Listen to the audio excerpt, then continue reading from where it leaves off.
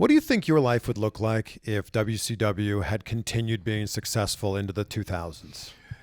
I don't think it would be this. I might have, because sometimes we have to we get back on a track and end up back in our destiny. But I don't know. I don't know if it's the same if we do the People's Champion versus People's Champion.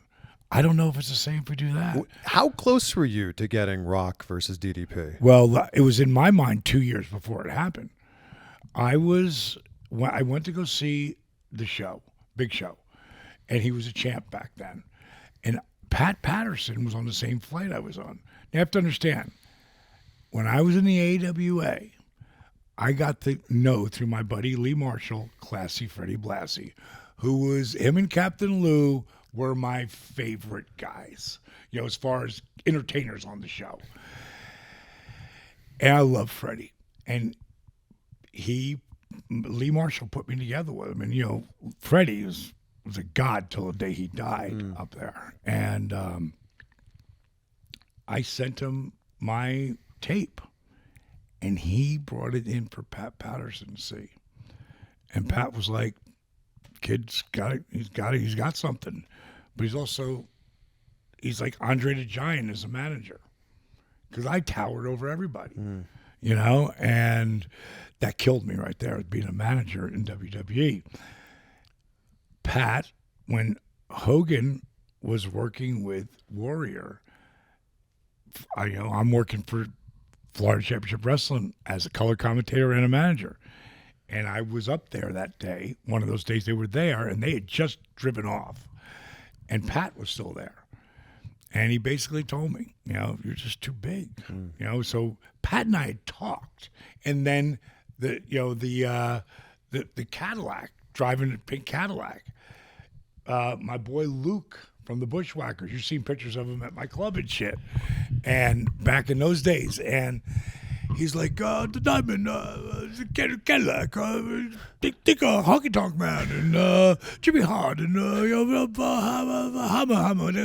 they do the rhythm and blues thing. There's a Cadillac. I was like, that would be cool. So he calls Pat, puts me on the phone with Pat, and Pat says, how much?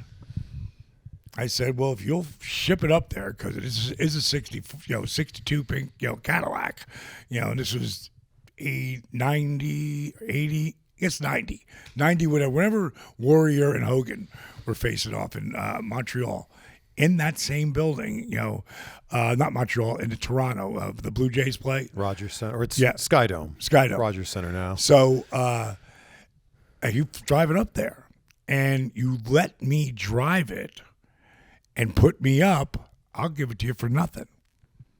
That's how the car got the gig, not me. But again, it got in the form more relationships over that and meeting people. And what a lot of people don't understand is it's not about clicks. It's about relationships. And clicks can come out of that, and get super group of tight guys together. But you build all those relationships. So you got to remember, when I first started, going from being a wrestling manager to a wrestler, the guys I was hanging with was Stone Cold Steve Austin, Kevin Nash, Scotty the Body, but later Raven, Scott Hall, Eric Bischoff, was from AWA.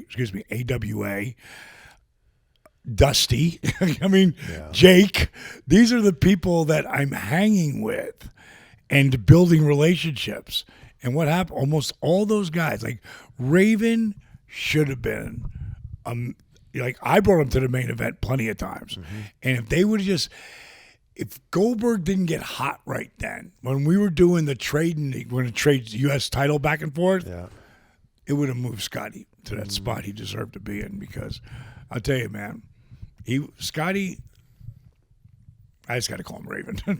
Raven has one of the best minds for the business, and he proved it up there working with one of the other best minds for the business, Paul Heyman.